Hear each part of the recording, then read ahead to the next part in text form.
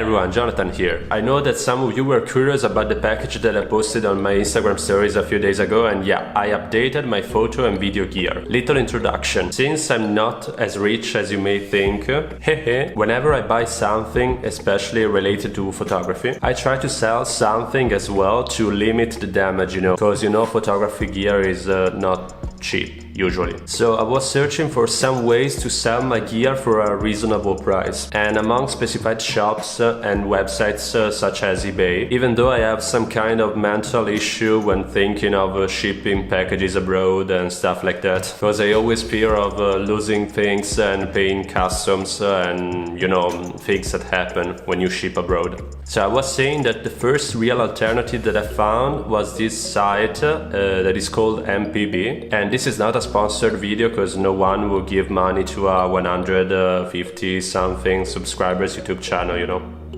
Anyway, it's a company based in Germany that basically tells you how much your gear is evaluated before selling it. And if you agree with their evaluation, they arrange free shipping with DHL. That is way better than normal national mail service to send them the gear that you want to sell, obviously. Long story short, I wanted to sell some gear and my girlfriend wanted to sell some gear as well, so we ended up selling a couple lenses and her old camera together. And actually we bought as well a couple lenses and a new camera for her, for very, very, very good prices. And the whole sell and buy thing lasted less than 10 days, counting international shipping, so it's the service is beyond great. So if you're thinking of buying or selling gear, I totally recommend this MPB service. It's only used gear, but in 2021 I think that honestly there is no point in buying new gear for photography, but that's my opinion. If you want, I can talk about it in another video.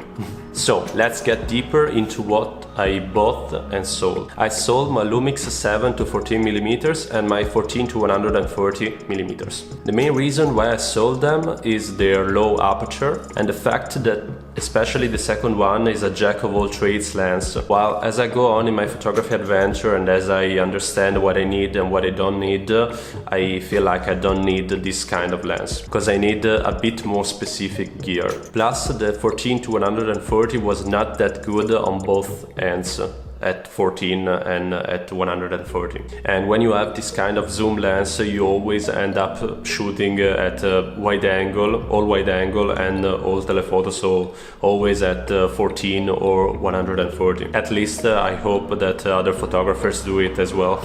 The 7 to 14 is a good lens, but there is way too much distortion until 10mm. And even though it can be fixed in post, I don't want to lose that much of the image like cropping like crazy. And after 10mm is still an f4 lens, so you don't get that much of a performance in low light and background separation. So I wanted something more specific for my needs, considering that I already have 45 and an 85mm equivalent vintage lenses that are my 29mm Pentacon and my 55mm by Fujinon. And I talked about it in my last video if you want to check it out. And that's why I ended up buying a 14mm f2.5 with a wide angle adapter by Sony, that is the VCL ECU one. And then I bought a 45 to 200 by Lumix. So let's start with this one. This is more of a guilty pleasure for me, because I wanted something longer than a 14 to 140 to use it for like specific purposes like stalking people or going to the zoo, to the seaside, to the aquarium and so on. Because sometimes I like to take pictures of animals that are like far away, so that I need a telephoto lens. I didn't test it that much, but I'll show you a couple pictures and videos that I shot from my balcony so that you understand its capabilities in some ways. Anyway, I didn't want another do-it-all lens, and starting at 90mm equivalent is clearly not a do-it-all lens.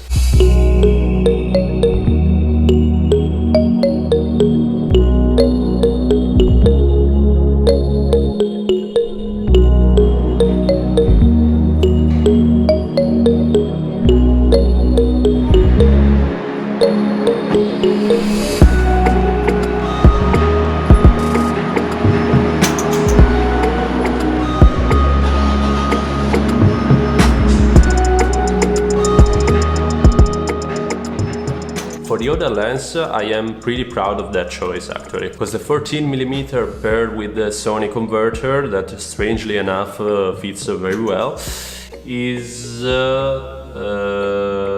great, and becomes a 10.5mm f2.5 that in full frame terms is a 21mm f2.5, and this with the autofocus is still working, so that it becomes I think the widest and fastest lens on MFT micro four thirds market. So I created a sort of Frankenstein, and I'm pretty proud of it, and I'm very curious to use it more, and like for what I do is perfect. And just for you to know, this video is filmed with that combo, so at 21mm equivalent with the Sony adapter and 14 by Lumix. But I'll make a whole video about the comparison between like shots taken with the 14 and shots taken with the 14 plus the adapter, so if you're interested in that, stay tuned in this channel. Sadly, the wide angle converter by Lumix, because Lumix made another wide angle converter for the 14mm, is discontinued and is like impossible to find on the market. If it was possible to buy that, I would have bought it, but you know, this Sony adapter fits well, and I think that it's pretty much the same thing, so I think that it's comparable. That said, I hope that you have a nice day or night or whatever, depends on which side of the world you live in. And guys, let me know in the comment section what you think of this setup, and what is your setup, of course, for micro four thirds especially, because it's what I'm into and what I know best. And guys, see you soon in the next video.